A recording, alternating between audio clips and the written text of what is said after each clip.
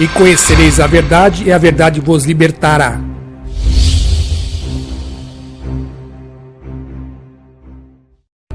Antes do desenvolvimento da ciência espacial, a Bíblia era considerada como um mito. No entanto, hoje a ciência mostra que a Bíblia é verdadeira. 3.500 anos atrás, o conceito do universo, na Idade do Bronze, estava distante da verdade. O conceito do universo dos antigos índios. O conceito do universo dos antigos sumérios. As pessoas antigas não podiam sequer imaginar que a Terra está suspensa no espaço. Mesmo assim, o livro de Jó, escrito 3.500 anos atrás, na mesma Idade do Bronze, menciona o conhecimento que a astronomia moderna obteve. Jó 26, verso 7, faz parar a Terra sobre o nada. A Bíblia descreve a Terra como se fosse tirada uma fotografia de um satélite. A datação por radiocarbono prova que o livro de Jó foi escrito 3.500 anos atrás, na Idade do Bronze.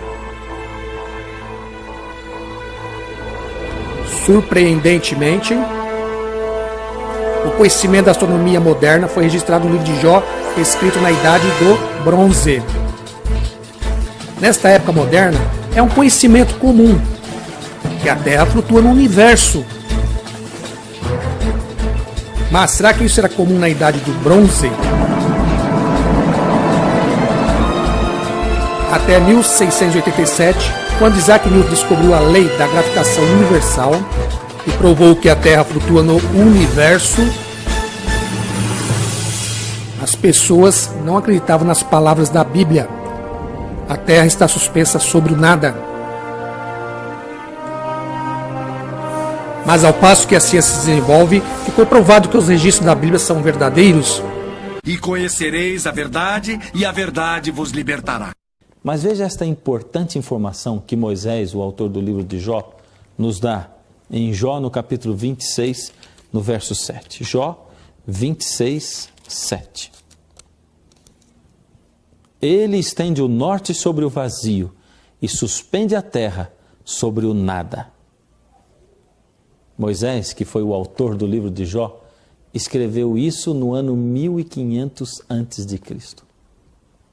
Moisés não acreditava como os egípcios. Imagine para alguém há mais de 3.500 anos falar sobre o vácuo, o vazio espacial. E veja agora essa outra antecipação da Bíblia em relação à ciência. Durante muitos séculos, os marinheiros tinham medo de navegar lugares desconhecidos e muito distantes. Eles acreditavam que a Terra era como uma mesa reta e de repente o mar terminava em um abismo. Mas Cristóvão Colombo, que era cristão e lia a Bíblia, não pensava assim. Ele deixou o velho continente e descobriu a América em 1472. Quando Yuri Gagarin, em 1961, saiu pela primeira vez da atmosfera terrestre, ele disse: "Eu vejo a Terra e ela é azul e redonda." Agora veja em sua Bíblia o que o profeta Isaías, que viveu 600 anos antes de Cristo, diz. O texto é Isaías 40, 22. Ele é o que está assentado sobre o globo da terra. Como Isaías poderia saber 600 anos antes de Cristo que a terra era redonda? Mas quem lia a Bíblia já poderia saber que a terra era redonda e que estava suspensa sobre o nada. O barômetro é um instrumento usado para medir a pressão atmosférica, ou seja, o peso do vento. Ele foi inventado só em 1643 pelo físico italiano Evangelista Torricelli, que viveu de 1608 a 1647. Entretanto, Moisés já dizia na Bíblia que o vento tem peso. Isso está no livro de Jó, no capítulo 28, verso 25. Leia comigo. Jó 28, 25.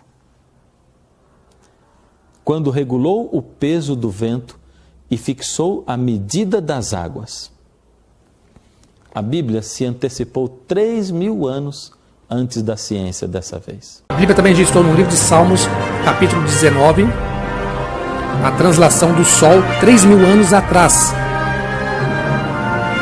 O qual o Sol, como noivo que sai dos seus aposentos, se regozija como herói a percorrer o seu caminho, que se pia numa extremidade dos céus até a outra vai o seu percurso. No entanto, é no século XX que a humanidade descobriu que o Sol gira em torno do centro da galáxia. O Sol gira a uma velocidade de 250 km por segundo.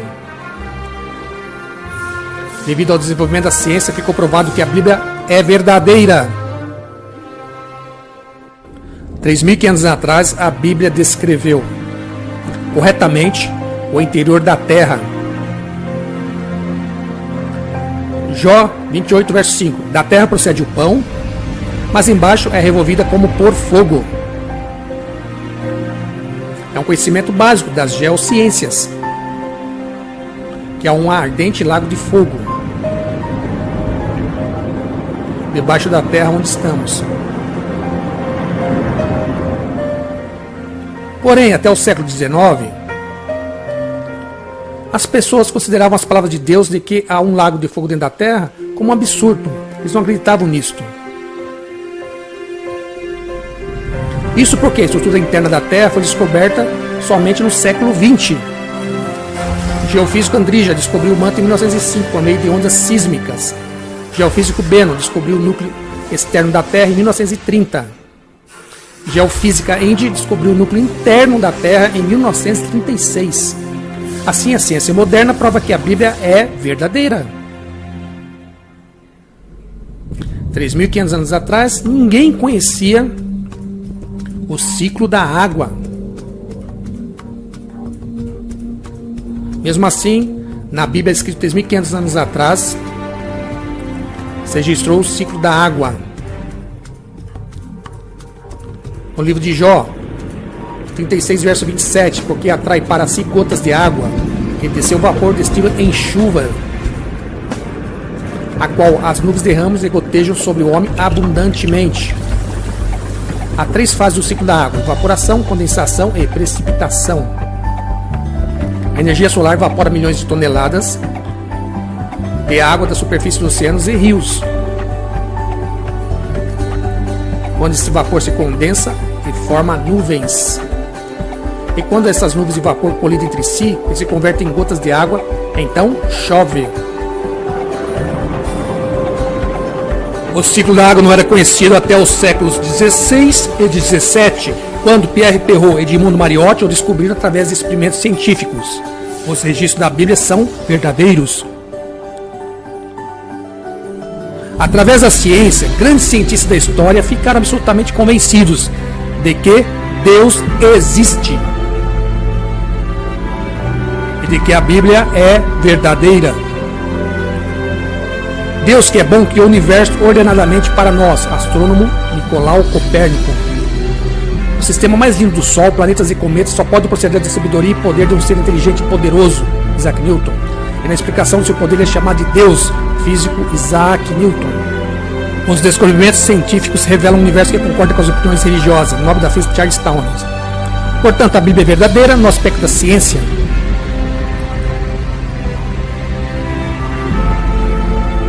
E também está acima da ciência moderna. O Todo-Poderoso tem demonstrado suficientemente sua grandeza tanto nas Escrituras como na ciência.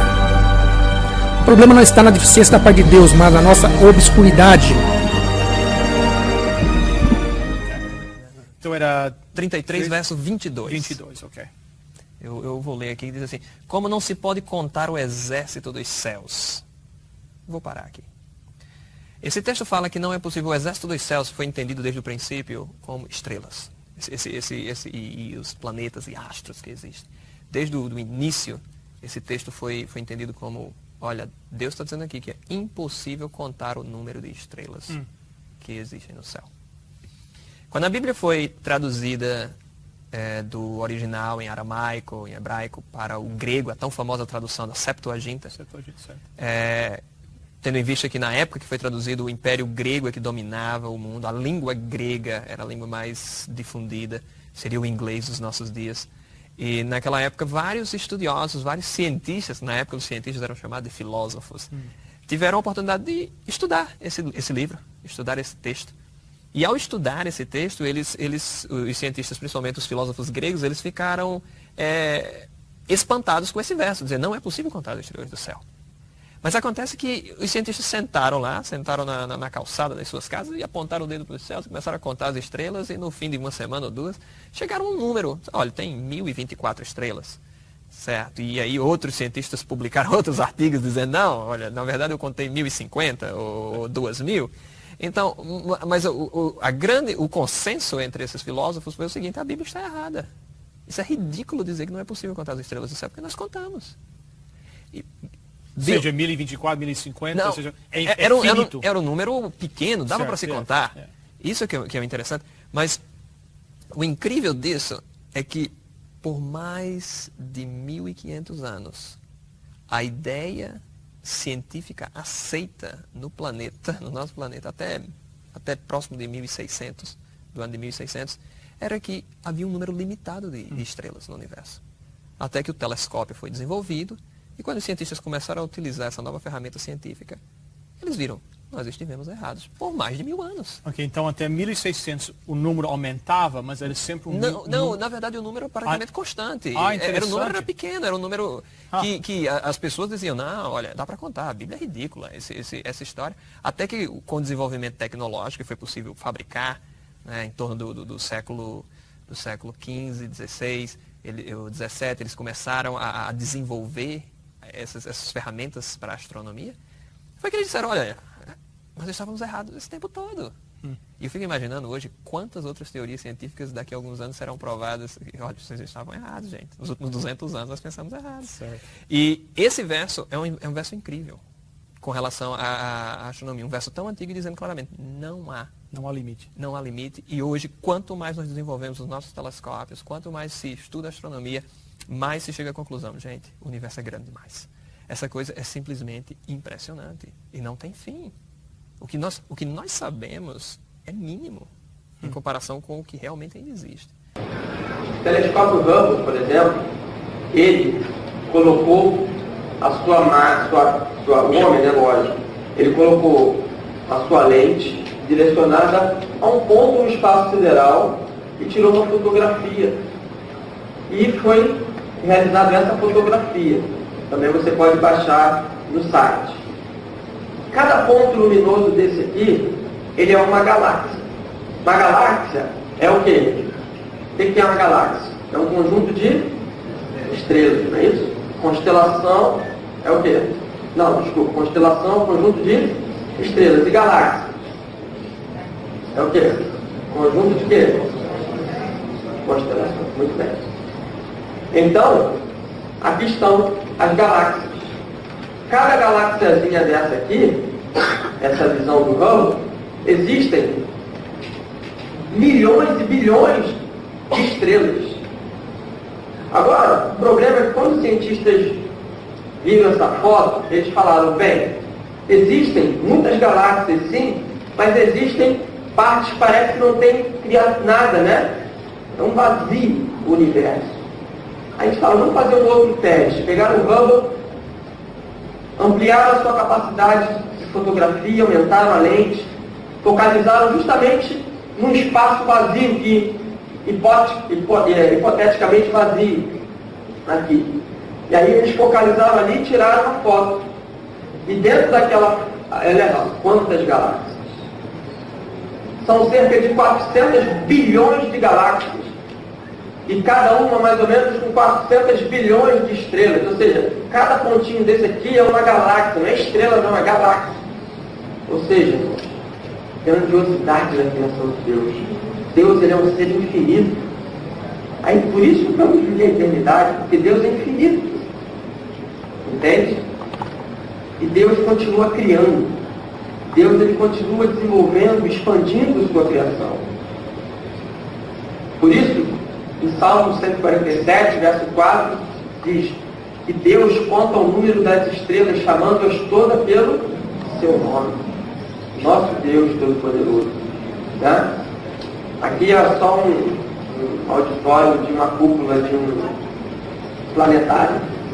Né? Então existem milhares, bilhares de galáxias, e cada uma de uma forma, cores diferentes. Em cada uma dessas galáxias existem bilhões e bilhões de estrelas. Né? Aqui são fotografias que eles tiraram de galáxias em movimentos que se chocam.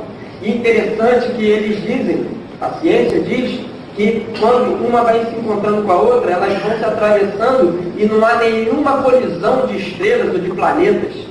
Ou seja, Deus ele é perfeito na sua arquitetura. As suas leis físicas são perfeitas.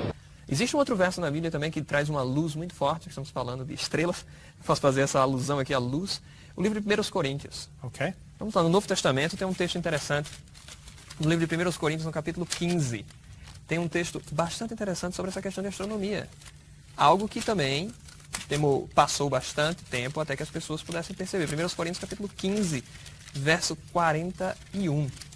Eu vou ler aqui no 1 aos Coríntios, no capítulo 15, verso 41, que tem um texto bastante interessante. Diz assim: uma é a glória do sol, e outra a glória da lua, e outra a glória das estrelas, e uma estrela difere em glória de outra estrela. Essa expressão aqui está mostrando claramente que há no universo diferentes tipos de estrelas. Isso é algo que foi descoberto recentemente. Hoje nós sabemos que há estrelas que nós chamamos de supergigantes, estrelas anãs, estrelas azuis, estrela azul, e sempre há diferentes tipos de estrelas. E era algo que a própria ciência demorou muito tempo para poder entender isso. Enquanto a Bíblia já trazia. Já falava isso. Já fazia essa alusão clara. Interessante. De que havia essa distinção entre diferentes estrelas. E nenhum dos apóstolos, até onde eu sei, foi na Apollo 11 e conseguiu viajar pelo espaço e fazer esse estudo. Então um pouco tinha telescópio, ninguém tinha isso. Mas nós temos aquele que construiu as estrelas, né? E ele poderia muito bem explicar aos apóstolos e inspirá-los e aos escritores bíblicos para deixar marcas claras. Gente, esse livro é um livro que contém ciência verdadeira.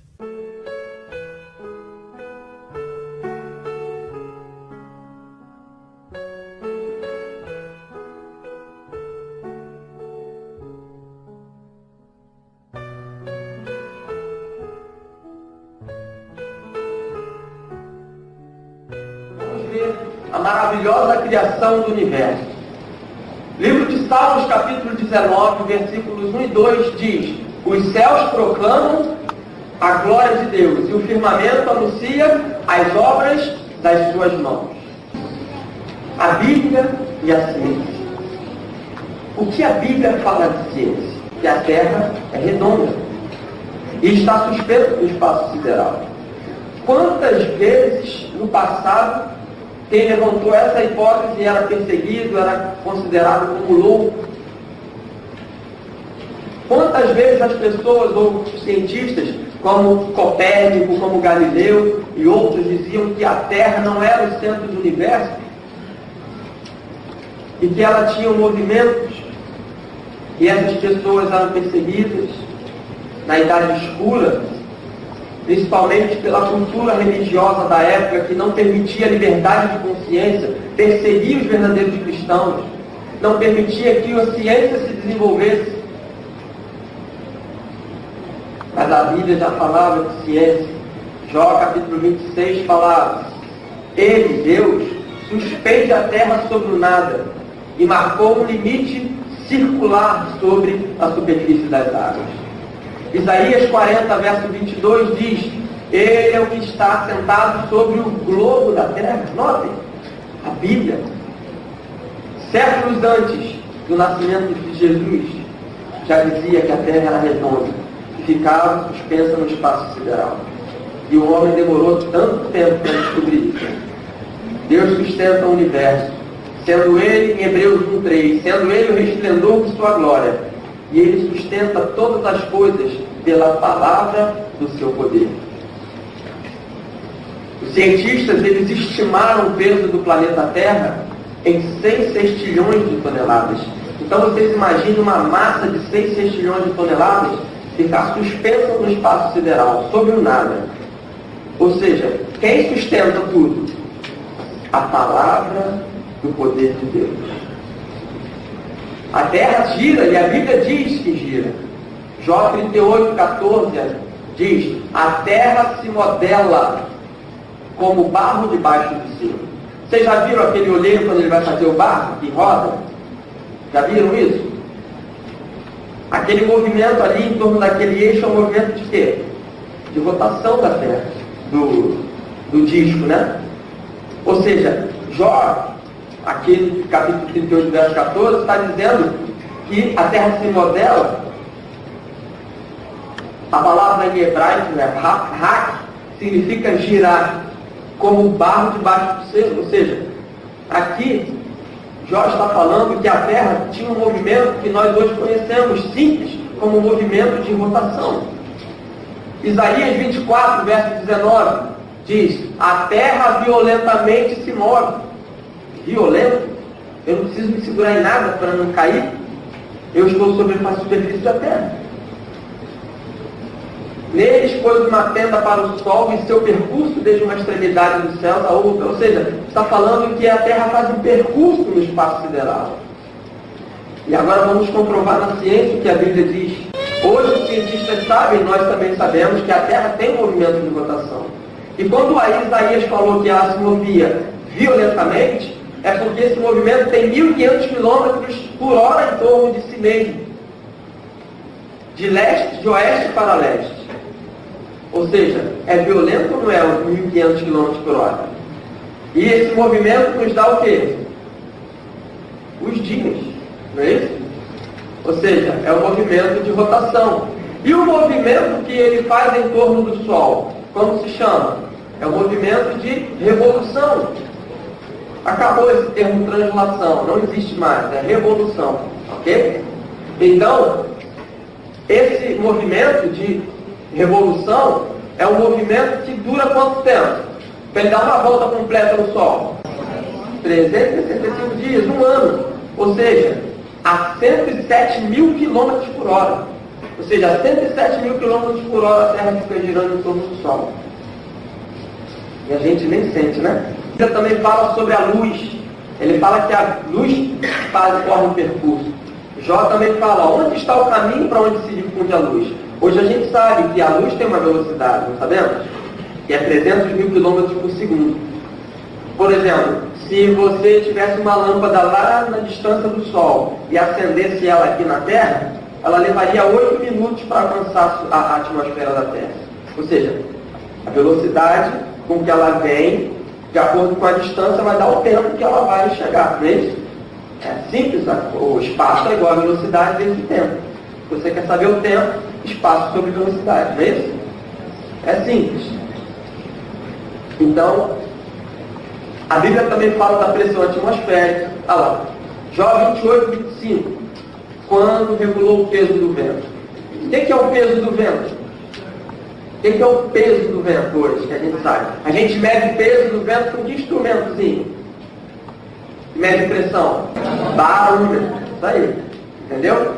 Ou seja, o peso do vento é a força com que a massa de ar faz sobre o quê? A superfície da Terra. Né? E a massa de ar sobre o globo terrestre tem uma massa de 5 quatrilhões de toneladas. Ou seja, tem peso, é a pressão atmosférica. Nosso Deus, Ele coordena todo o universo.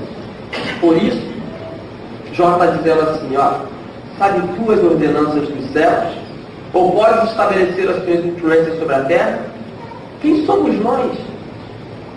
Não somos nada. E ainda desafiamos a Deus. Quem pôs sabedoria nas densas nuvens? Ou quem deu entendimento ao meteoro? Por que o meteoro não cai aqui no planeta Terra? Em lugares habitados? Por quê? Porque Deus coordena todo o universo. Por quê? Aqui é um meteorito que caiu no deserto do Arizona. O diâmetro da cratera que ele foi de 1 km. Imagine se cai no centro da cidade de São Paulo. O que vai acontecer? E Deus não permite isso por quê? Porque Ele coordena todo o universo. Porque Ele ama as suas criaturas. Porque Ele quer você nos céus. Porque Ele quer te dar uma oportunidade de você transformar a sua vida. Ele quer te dar uma oportunidade para você reconhecer que você tem que ser totalmente dependente dele. Ele quer te dar uma oportunidade de teu caráter ser transformado à semelhança do de Jesus. Que você olhe para Jesus como seu Salvador, mas como seu exemplo, Senhor, também. E siga tudo que Jesus disse, para que você seja uma nova criatura, para que você realmente seja um homem honesto, puro, santificado e promova em sua vida os frutos do Espírito Santo. Por isso ele não permite essas coisas. Então, por que Deus criou no sistema solar um planeta Júpiter como um escudo para o planeta Terra? O planeta Júpiter ele é 317 vezes maior que o planeta Terra. E ele serve como um escudo. Olha só o que aconteceu no ano de 1994. O cometa Levi-Shumaker tem o nome dos dois cientistas que descobriram. Em 94, eles descobriram, ali está as fotografias de esse cometa se chocar contra o planeta Júpiter. A cratera, aqui está a foto dele, você pode ver. Isso aqui é tudo fotografia da NASA. Essas fotografias aqui está o buraco da cratera. Esse buraquinho aqui na cratera, nessa fotografia, foi estimado, sabe de tamanho? Do tamanho do nosso planeta. Imagine se um meteoro desse cai no planeta Terra. Entende? A distância perfeita entre o Sol e a Terra, que proporciona a vida no nosso planeta, se a Terra fosse um pouquinho mais próxima do Sol, nós não teríamos condições de vida pelo calor. Se a Terra fosse um pouco mais distante, não teria. O eixo de inclinação da Terra também proporciona as estações do ano à medida que a incidência dos raios solares vão incidindo nesse ângulo de inclinação, nesse eixo de inclinação, proporciona as estações do ano, para que a gente possa comer as frutas das estações, para que a gente possa sentir o calor, o frio. Tudo Deus criou da forma perfeita. Por isso, Jó faz um desafio. Alguém acaso ensinará ciência a Deus? Será que o doutor, pós-doutor de astrofísica, isso daí, e filosofia, e vai ensinar ciência ao nosso Deus? Ou não? E nós sabemos que, infelizmente, atualmente, quando a ciência ela vai abordar tópicos, ela coloca a religião de lado. Não é isso? Para a ciência, a religião hoje está o quê? Está com prazo de validade vencido. Não é isso? Mas Paulo, ele diz assim, em Romanos 1, 18 a 25. Tais homens, esses homens que eu acabei de citar, são por isso indesculpáveis. Porquanto, tendo conhecido a Deus, contudo não o glorificaram como Deus, nem lhe deram graças, antes se tornaram nulos em seus próprios raciocínios, dizendo-se sábios, tornaram-se loucos, pois trocaram a verdade de Deus pela mentira.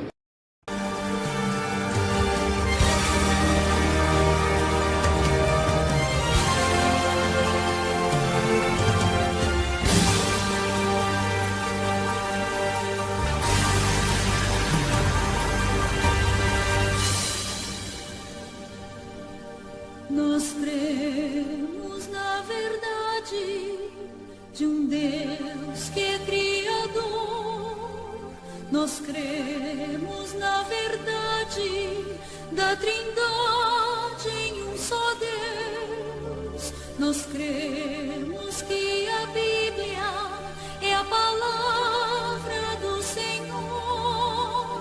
Nós cremos que o Filho sua vida entregou. Nós cremos no trabalho do Espírito de Deus, nos chamando à salvação, nos fazendo renascer. Nós cremos